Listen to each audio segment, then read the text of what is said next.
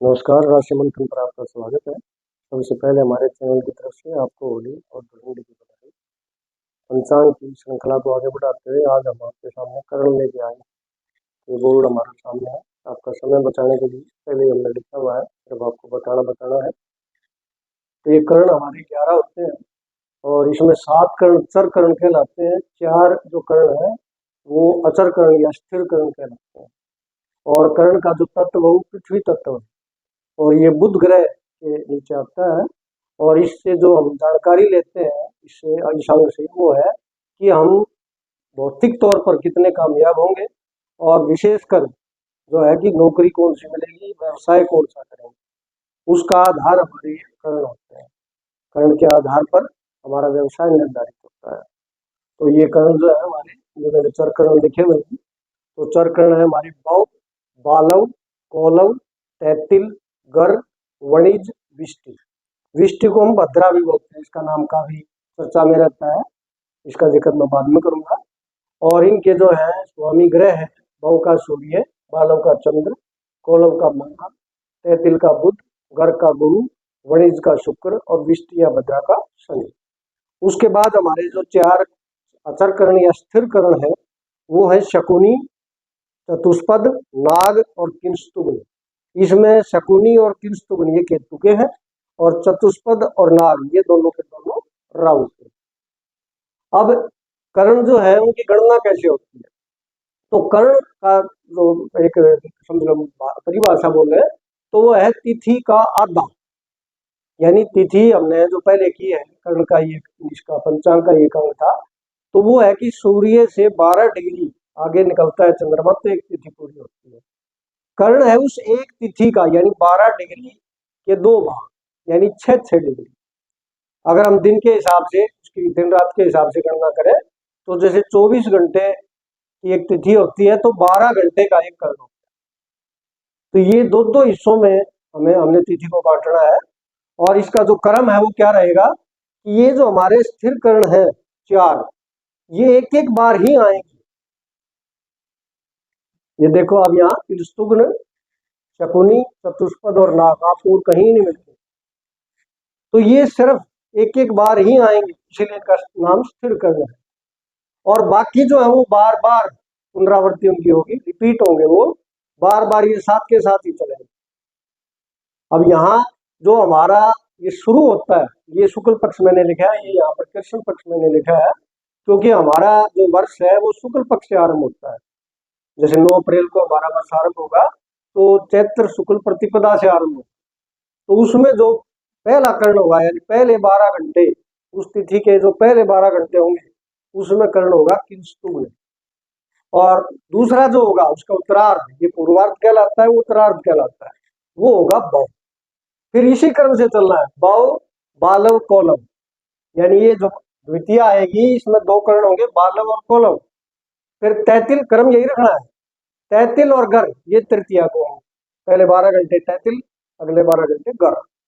फिर वणिज और विष्टि ये चतुर्थी को है, बव बालव पंचमी को है, कौलव तैतिल षष्ठी को, गर वणिज सप्तमी, विष्टि बव अष्टमी, बालव कौलव नवमी, तैतिल गर दसवीं, वणिज विष्टि एकादशी, बव बालव द्वादशी, कौलव तैतिल त्रयोदशी, गर वणिज चतुर्दशी, विष्टि बव पूर्णिमा।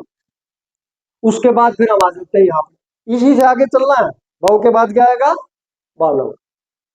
अब ये कृष्ण पक्ष की तिथियां, तो यहाँ बालव कौलव ये प्रतिपदा को, द्वितीया को तैतिलगर, तृतीया को वणिज विष्टि, चतुर्थी को बव बालव, पंचमी कौलव तैतिल, षष्ठी गर वणिज, सप्तमी विष्टि बव, अष्टमी बालव कौलव, नवमी तैतिल गर, दसवीं वणिज विष्टि, एकादशी बव बालव, द्वादशी कौलव तैतिल, त्रयोदशी गर वणिज।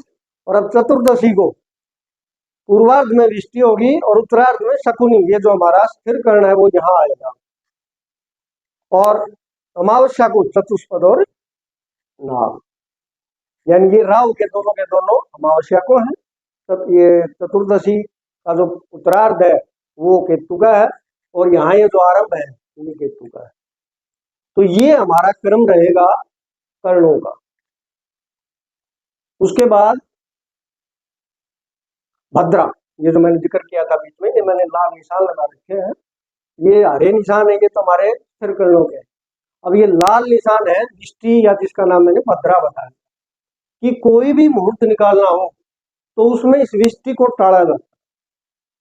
अब ये विष्टि यहाँ है, देखो पहली जो है ये चतुर्थी का जो उत्तरार्ध है, शुक्ल पक्ष की चतुर्थी का जो उत्तरार्ध है वो विष्टि है, यानी इस दौरान कोई भी काम करना शुभ नहीं माना जाता। इसी प्रकार यहाँ अष्टमी का पूर्वार्ध ये विष्टि है, भद्रा है, इसमें भी कोई काम नहीं किया जाता शुभ काम।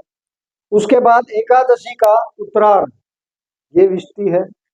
फिर ये पूर्णिमा जो है उसका पूर्वार्ध ये विष्टि है। यहाँ तृतीया जो है हमारी कृष्ण पक्ष की तृतीया का उत्तरार्ध। फिर है सप्तमी का पूर्वार्ध, दशमी का उत्तरार्ध और चतुर्दशी का पूर्वार्ध। तो ये विष्टि जो कर्ण है, या जिसका दूसरा नाम भद्रा बोलते हैं, तो कहानियां अपनी अलग है, शनि की बहन है, ये सूर्य की पुत्री है, तो वो तो एक अलग बातें हैं। लेकिन ये है कि ये अशुभ समय होता है, इसको टाला जाता है। अब इसमें भी कुछ जो है और गणनाएं होती है कि भाई ये जो विष्टि है ये पूरा खराब नहीं होता। कई बार जो है मजबूरी में निकालने पड़ते हैं, तो उसमें उसका मुख और पुच्छ, ये दो नाम आपने सुने होंगे। कि उसका मुख है उसको हम टालते हैं, पुच्छ में काम किया जा सकता है। जैसे आदि है जो हमारी होली है, उसका जो मुहूर्त है उसमें जो शुरू का आरंभ का 6:33 से और कुछ 1 घंटे 20 मिनट का है, वो मुख है, उसमें शुभ काम नहीं किया जाएगा, यानी होली जलाई नहीं जा सकती। फिर उसके बाद जो कुछ है उसमें वो किया जा सकता है, यानी इसके कुछ प्रहर निश्चित है, वो बाद में बताएंगे हम कि उस प्रहर में कि पहली 5 घटी, घटी यानी 1 घटी 24 मिनट की होती है, तो 120 मिनट यानी 2, यानी उस प्रहर के शुरू के 2 घंटे जो है, पैर बटे हुए हैं, सब तिथियों के अलग अलग पैर बटे हुए, उसमें 5 घटी यानी 120 मिनट है, वो मुख होता है, उसमें कोई काम निकलना होता है। वैसे तो 12 घंटे की है, लेकिन उसमें विशेष वो 2 घंटे हैं, उनमें काम टालना ही टालना होता है। और फिर ये जो पुच्छ है ये 3 घटी होता है, यानी 24 या 72 घंटा 12 घंटे, उसमें काम हम कर सकते हैं। तो ये जो है हमारा विष्टि या भद्रा का जो है जिक्र है। तो इसके साथ जो है हमारी ये जो है पंचांग की श्रृंखला यहाँ पर समाप्त होती है। जैसा कि पिछले वीडियो में मैंने जिक्र किया था, आपके इन पांचों से संबंधित कोई भी प्रश्न है तो अवश्य पूछिए। नमस्कार।